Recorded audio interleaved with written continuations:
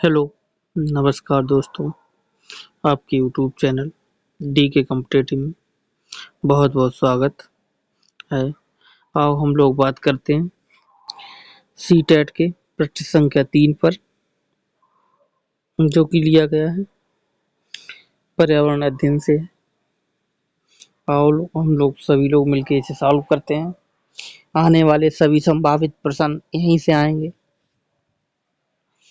हम वो लेके आते हैं जो कुछ नया है। आओ पहला क्वेश्चन देखते हैं। क्वेश्चन नंबर 1 है पर्यावरण अध्ययन की पाठ्य पुस्तकों में अभ्यास गतिविधियों को उपलब्ध कराना है। आओ किस प्रकार से उपलब्ध करते हैं, ऑप्शन देखते हैं। ऑप्शन दिया गया है पाठ के अंत में, ऑप्शन बी है प्रकरणों के अंत निर्मित में, ऑप्शन सी है पुस्तक में अलग अलग स्थानों पर है, ऑप्शन डी है इकाई के अंत में। तो इसलिए इसके लिए उचित आंसर कौन सा होगा? प्रकरणों के अंतः निर्मित से option number B is the most correct answer है। और अगले क्वेश्चन की तरफ चलते हैं। क्वेश्चन नंबर 2 क्या कह रहा है? क्वेश्चन कह रहा है भैया, और दोस्तों देखो क्वेश्चन क्या कर रहा है। क्वेश्चन नंबर 2 कह रहा है पर्यावरण अध्ययन के शिक्षकों को क्या करना चाहिए। देखो ऑप्शन देखते हैं। विशेषतः पुस्तकों और शिक्षकों पर ध्यान देना चाहिए, बच्चों की दृष्टि को स्वीकार करना एवं सम्मान देना चाहिए, अभिभावकों के विचारों को स्वीकार करना एवं सम्मान देना चाहिए। ऑप्शन नंबर डी कह रहा है विशेषता प्रयोगों पर ध्यान दे, यानी कि आज की तारीख शिक्षा नीति ये कह रही है कि पर्यावरण अध्ययन के शिक्षकों को एक विशेष तरीके के प्रयोगों पर ध्यान देना चाहिए। और देखते हैं सारांश।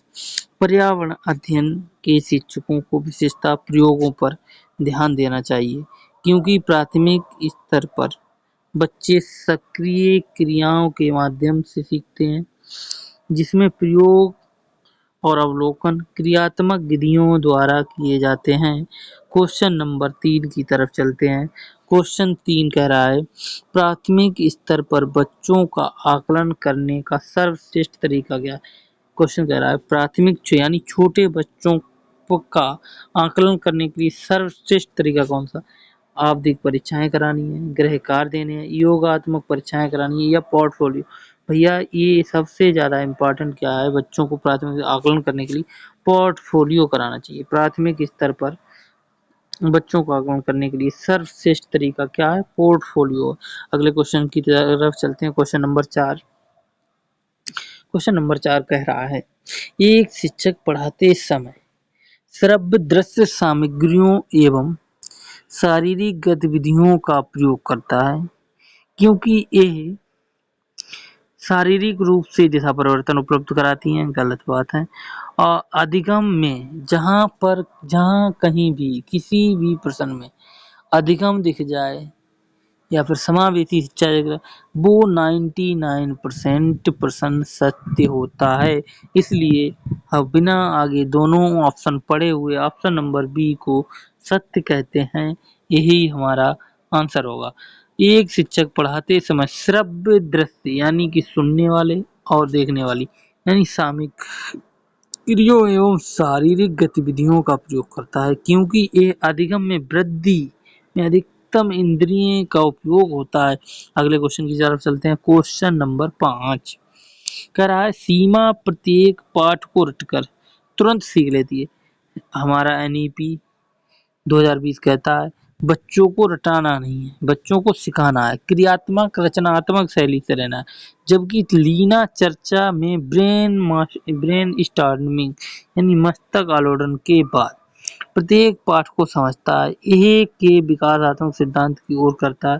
व्यक्तित्व विभिन्नताओं यानी कि हम ये क्या करता है, ऑप्शन ए सही होगा। व्यक्तित्व यानी कि दोनों की परस्पर क्रियाएं यानी कि अपनी अपनी क्रियाएं हैं, व्यक्तिगत है। और देखते हैं व्यक्तित्व भिन्नताओं से तात्पर्य जो किसी व्यक्ति विशेष अथवा व्यक्तियों पर लागू होता है। व्यक्तित्व सिद्धांत के अनुसार सीमा और लीना के बीच जो भिन्नता है कि सीमा किसी पाठ को रटकर याद करती है, वहीं लीना उसी पाठ को चर्चा करके याद करती है या समझती है। इसे क्या कहते हैं? व्यक्तित्व विभिन्नताओं की विकासात्मक सिद्धांत की ओर संकेत करना। अगले क्वेश्चन की तरफ चलते हैं। क्वेश्चन नंबर 6 है, डॉट दिया है के अलावा निम्नलिखित यानी कि निम्न में से कौन सा पर्यावरण अध्ययन की विधियां समस्याएं हैं भैया, निर्देशित खोजना है या सहयोगात्मक अधिगमन। सहयोगात्मक नहीं, व्याख्यानों द्वारा स्पष्ट करना है। जो पर्यावरण जो है अध्ययन करने की एक अध्ययन विधियां है, जो विधि हैं वो क्या है? व्याख्यानों द्वारा स्पष्ट करने की विधि है। आओ अगले क्वेश्चन की तरफ चलते हैं। क्वेश्चन नंबर 7 कह रहा है भैया, पर्यावरण अध्ययन की कक्षा में संकल्पनाओं को स्पष्ट करने के लिए कविताओं और कहानियों का कथन प्रयोग करना सहायता करता है। सही दिशा में विद्यार्थियों को ऊर्जा का समीकरण करने में, पाठ का आनंदमयी और रोचक बनाने में, स्थानीय एवं बौद्धिक स्तर पर संसार की प्रकृति खोजने और कल्पना करने की योग्यता को बढ़ावा देना। ऑप्शन नंबर डी है, शिक्षार्थियों में निहित भाषा एवं सांस्कृतिक विविधताओं का ध्यान में रखने। तो ऑप्शन नंबर सी है, संग स्थानीय एवं वैश्विक स्तर पर संसार की प्रकृति को खोजने और कल्पना करने की योग्यता को बढ़ावा देना। ये क्या पर्यावरण अध्ययन की कक्षा का सही संकल्पना है। अगले क्वेश्चन की तरफ चलते हैं। क्वेश्चन नंबर 8 है, डिसलेक्सिया मुख्यतः की समस्या है। भैया डिसलेक्सिया एक पढ़ने से संबंधित बीमारी है या एक विकार है, जिसमें क्या होता है बच्चों को अक्षर सीधे नहीं दिखते हैं, सा का बाज दिखता है, अनक्लियर का न्यूक्लियर दिखता है। इस प्रकार से डिसलेक्सिया की बीमारी को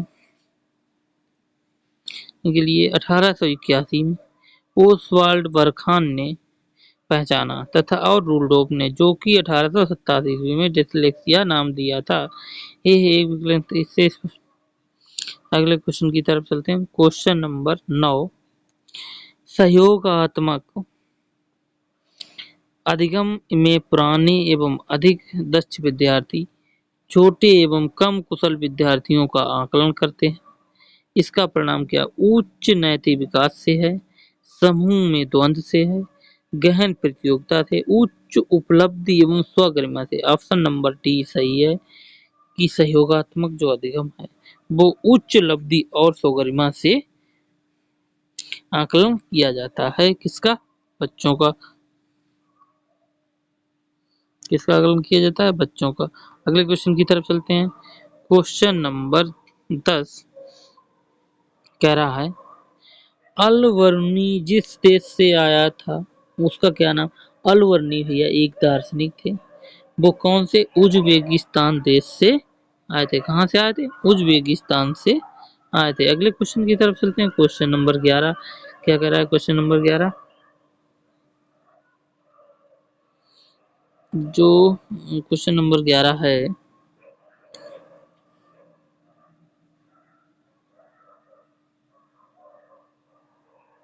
पहला क्वेश्चन पढ़ लेते हैं। नीचे किसी एक्सप्रेस ट्रेन के मार्ग और रेलवे के टाइम टेबल को नीचे अंश दिया गया है। क्रम संख्या दी है, स्टेशन का नाम दिया है, पहुंचने का समय दिया है और प्रस्थान करने की दूरी है और दिन दिए हैं। नंबर 4 है, 5 है, 6, 7 4 क्रम संख्याएं दी गई हैं। 4 जगह स्टेशनों का नाम दिया गया, 4 समय दिए हैं चलने के, 4 पहुंचने के और टोटल दूरी दी है और कितने दिन के यहाँ पहुंचने में लगे वो दिया है। अब देखते हैं क्वेश्चन क्या कर रहा है।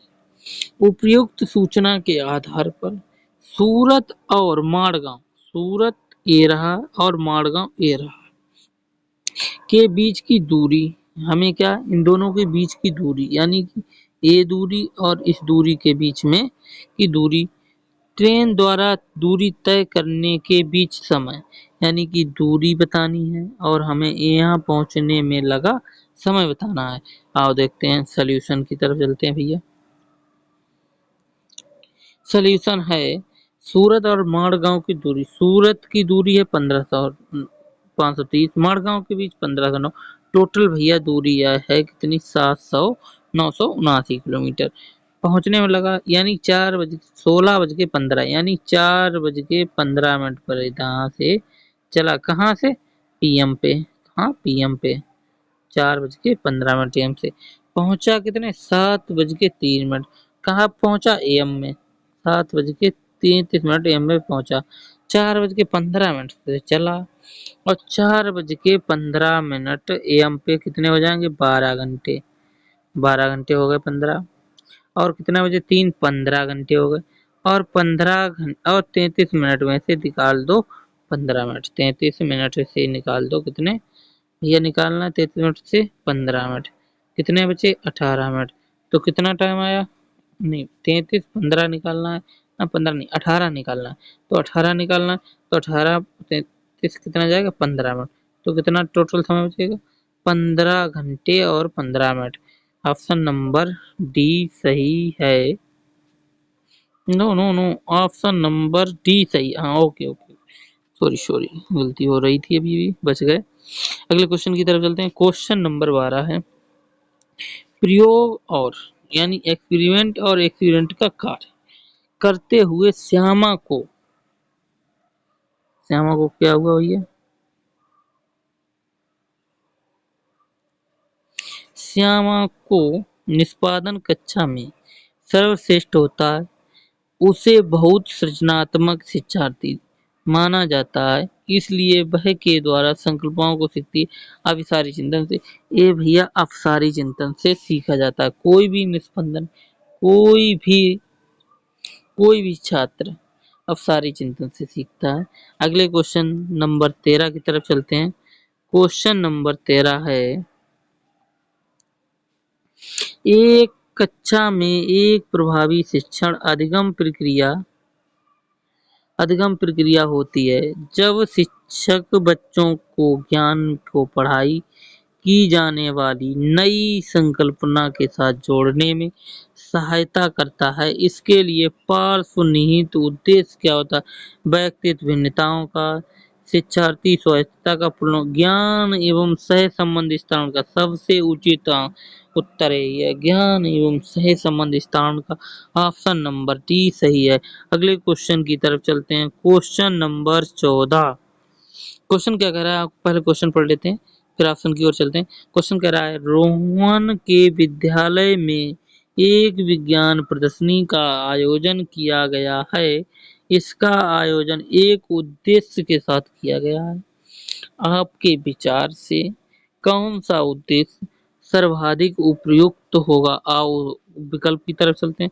विकल्प चेक करते हैं कौन सा उत्तर इसके लिए उचित हो सकता है।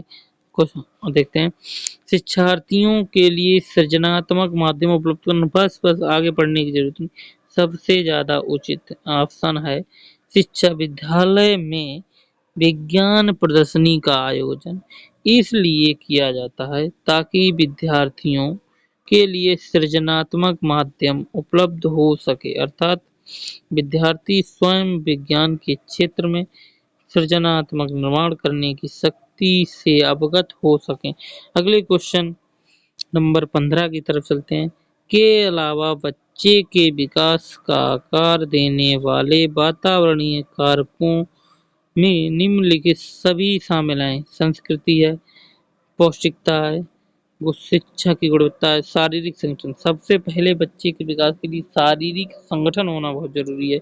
Option number D is the best answer for this question. Question number 16 की तरफ चलते हैं। क्वेश्चन नंबर 16 है कांसा ब्रांज यानी कि कांसा एक के विषय में जिसका उपयोग गोलकुंडा के किले में मिली तोप में किया गया था वह सही कथन होगा। कांसा किसका? कांसा तांबा कॉपर टिन की मिश्र धातु है। ऑप्शन बी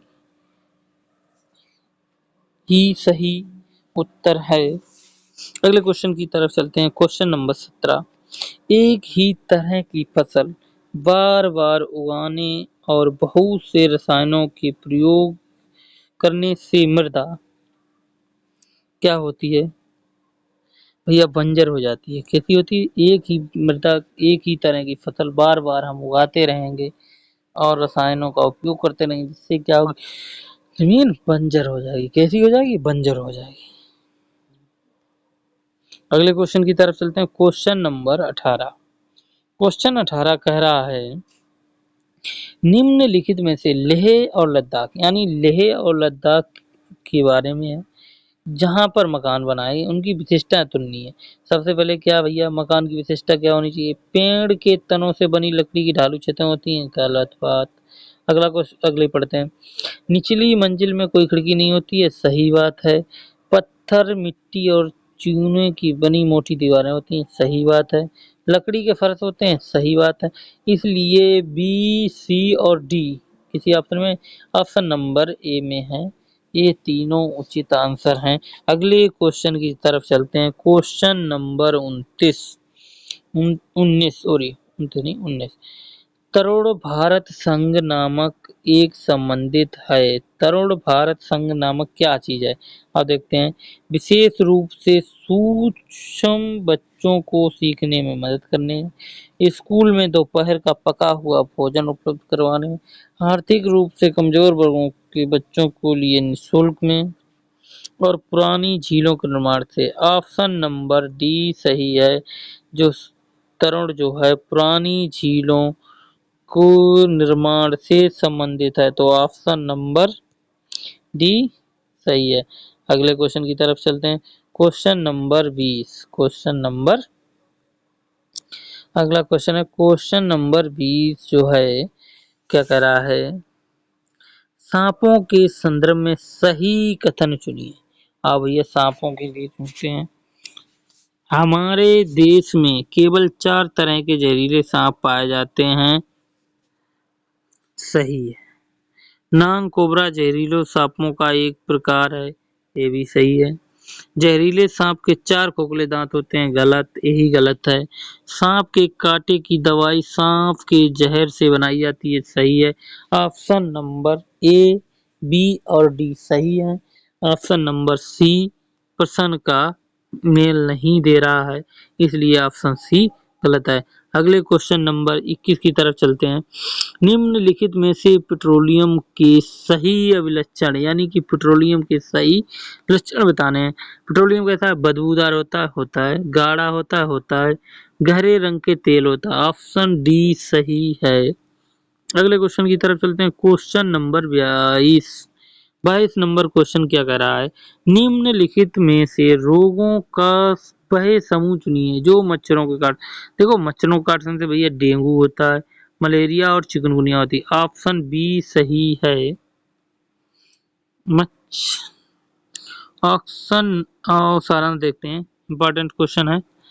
कह रहा है मच्छरों के फैलने वाले रोग डेंगू, मलेरिया, चिकनगुनिया होती है।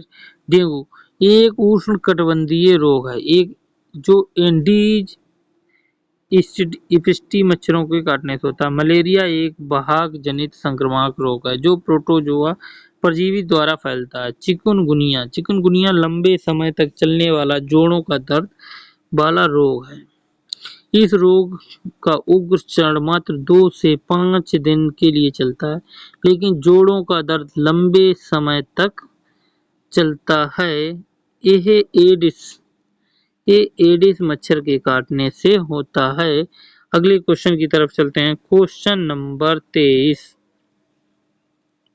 क्वेश्चन नंबर 23 कह रहा है, मधुबनी चित्रों को बनाने के लिए चित्रकारों को किस प्रकार के रंग का प्रयोग किया जाना चाहिए? ऑप्शन नंबर ए है अति उत्तम गुणवत्ता के फॉयल पेंट से। गलत। सोने चांदी के घोल की पेंट से। गलत। पिसे हुए चावल के रंगीन घोल से। ऑप्शन नंबर सी सही है। मधुबनी चित्रकला मिथिलांचल क्षेत्र जैसे बिहार के दरभंगा, मधुबनी एवं नेपाल के कुछ क्षेत्रों में प्रमुख क्षेत्र की चित्रकला है। इसके रंगों को बनाने के लिए घरेलू चीजें हल्दी, केले के पत्ते, पीपल की छाल, पिसे हुए चावल आदि की आवश्यकता होती है। अगले क्वेश्चन 24 की तरफ चलते हैं। अगला क्वेश्चन है, एक पब्लिक स्कूल में प्रत्येक कक्षा में लगभग 2 से 3 बच्चे आवश्यकता वाले हैं। कुछ बच्चों के शारीरिक या मानसिक रूप से विकलांग हैं। ये बच्चे अन्य बच्चों के साथ उसी कक्षा में एक साथ पढ़ते हैं। उपयुक्त पब्लिक स्कूल में निम्नलिखित में से किसका अनुपालन करना चाहिए? समावेशी शिक्षा का करना चाहिए, समवयस्क शिक्षा का, प्रतिपूर्त मतलब सतत मूल्यांकन, असमावेशी शिक्षा। उपयुक्त पब्लिक स्कूल में समावेशी शिक्षा का अनुपालन करना चाहिए। अगले क्वेश्चन नंबर 25 की तरफ चलते हैं। क्वेश्चन नंबर 25 कह रहा है, घर्षण के विषय में चर्चा करते समय एक शिक्षिका ने इस संकल्पना की व्याख्या करते हुए उदाहरण दिए। इनमें से कुछ उदाहरण जिनमें से घर्षण हमारे दैनिक जीवन में उपयोगी है। उस शिक्षिका ने कक्षा में नीचे दिए गए हमारे पेन की नोक और कागज के बीच घर्षण होने वाले कारण लिख पाते हैं। हम फर्श पर हमारे पैरों और फर्श के बीच घर्षण के कारण चल पाते हैं। अगला ऑप्शन है, ऊर्ध्वाधर गेंद फेंकी गई गेंद और गेंद के बीच घर्षण के कारण हमारे पास वापस लौटती है। क्या पूछा था? देखते हैं। घर्षण के कारण ही हम गति को वहन कर सकते हैं। ऑप्शन नंबर सी गलत है और सभी सही है। डी, ए, बी। डी सही है, ए सही है, B option number C, option number C is correct. अगले की तरफ चलते हैं। Question number 26। क्वेश्चन 26 क्या कह रहा है, एक पश्मीना शॉल लगभग 6 शॉल 6 शॉल साधारण पश्मीना शॉल्स के बुनने का समय 250 घंटों का लगता है। अगले क्वेश्चन नंबर 27 की तरफ चलते हैं। क्वेश्चन नंबर 27 है, सरिता की शिक्षिका उसे विभिन्न सामूहिक गतिविधियों में शामिल रखती है, जैसे समूह चर्चा में, समूह परियोजना में आदि। उसकी शिक्षिका सीखने के विकास आयाम का अनुपालन करती है। भाषा निर्देशित सीखने का, प्रतियोगिता आधारित सीखना, सामाजिक गतिविधियों के रूप में सीखना, मनोरंजन के क्षेत्र। तो ऑप्शन नंबर सी, यानी कि सामाजिक गतिविधियों के रूप में सीखना। अगले क्वेश्चन की तरफ चलते हैं। Question number 28,